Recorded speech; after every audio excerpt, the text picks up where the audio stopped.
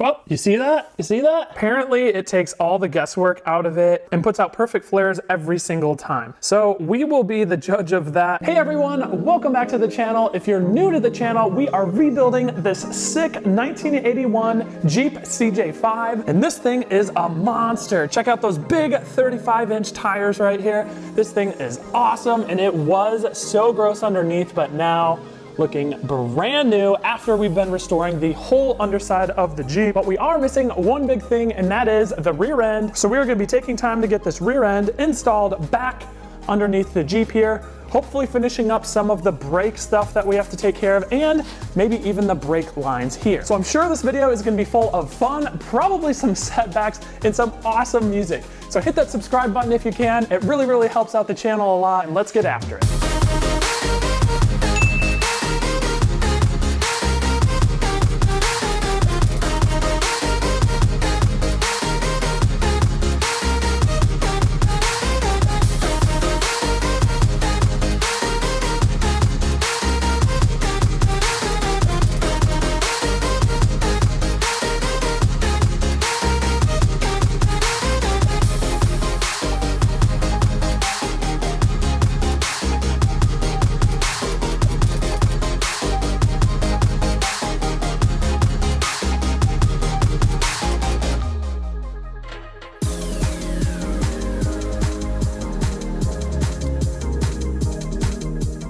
The rear axle is back in the Jeep, and that took way longer than I expected. I definitely had some poor 15 on these threads, which made it so hard, but we got it taken care of, looking good. So now we're gonna go ahead and get these rear shocks attached back to the axle, and then we'll start assembling this brake housing. I have all the parts I need, or at least I think I do at this point. So let's go ahead and knock out the shocks, and then we'll start on the brakes.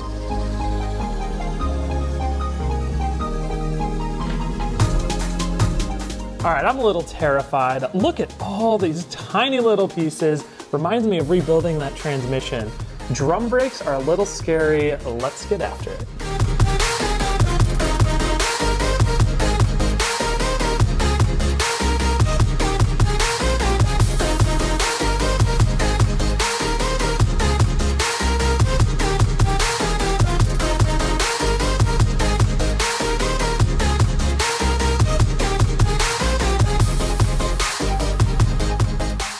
All right, that was brutal. Probably took me a couple hours just to figure out how all this went back into there. That said, I used all the pieces that were here, so I think I was able to get everything back correctly. As I adjust this little adjustment down here, it does push the shoes out and back in. So let's go ahead and take a quick test. Let's see how fast I can do the other side. Since I just did this side, I'm very interested. Let's see how this goes.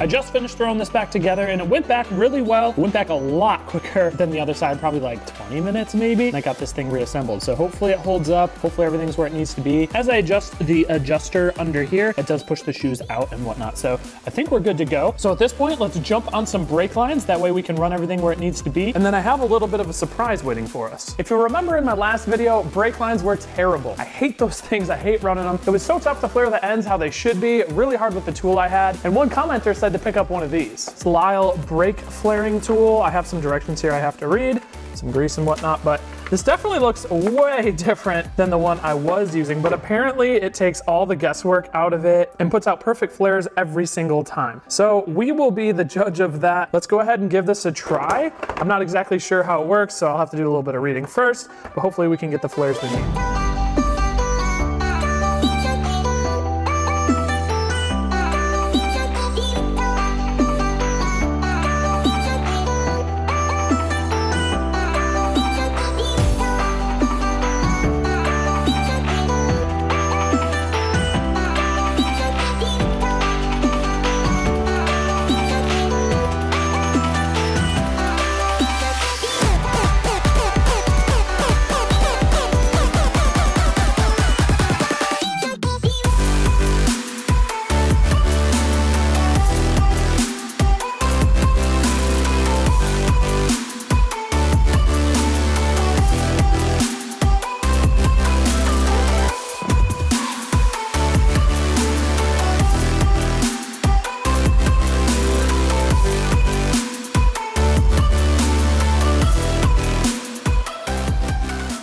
my goodness, I just did a test and check this out. Look at that, a perfect end, flared to perfection. I really didn't spend any time on this too.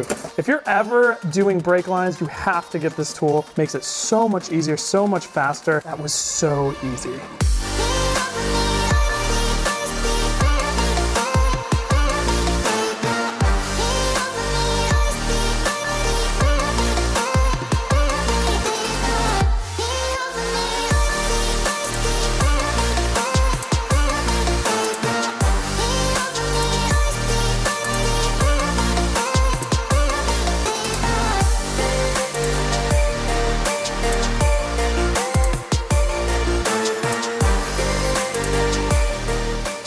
All right, after about an hour or so, fresh brake lines, I do have a little bit more bending to do. So I'll do some more bending, make sure it looks really, really nice. This nickel copper is really, really easy to use. So you can actually kind of work it a little bit after the fact. Now that these are all in place, I'm gonna leave the actual bleeder screws out. And then I'm gonna go ahead and start to fill up the brake reservoir here.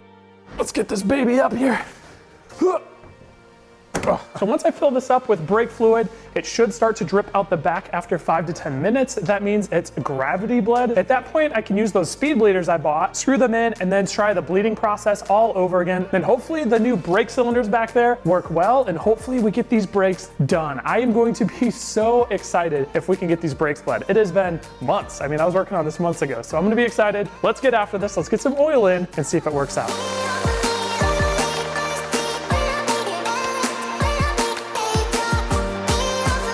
I just started getting a drip out of that cylinder there. So I went ahead and put our little bleeder valve, tightened it up all the way. Now I'm gonna continue just waiting for, oh, you see that? You see that? It is dripping on down. So I'm gonna get the other bleeder installed there, and then we'll give our speed bleeders a try.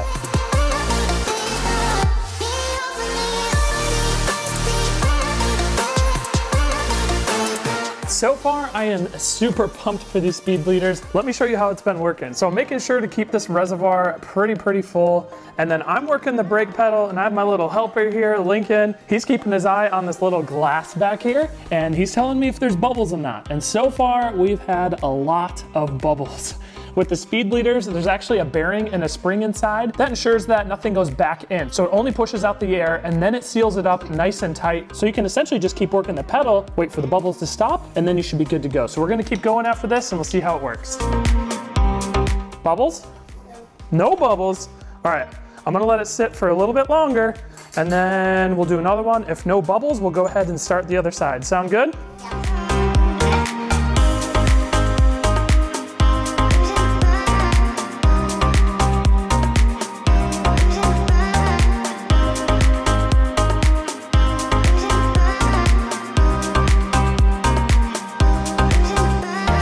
After what felt like an hour or two, I think we finally got it. Go ahead and hit the brake.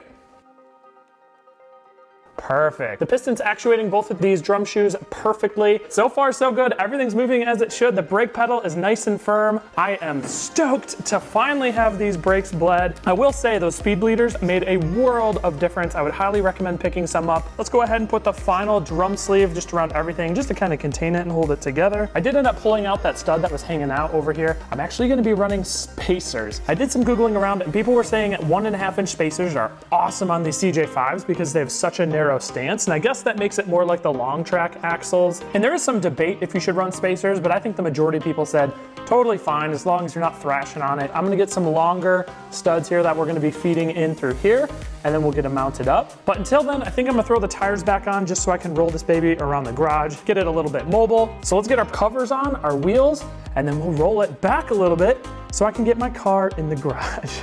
Awesome, let's get at it.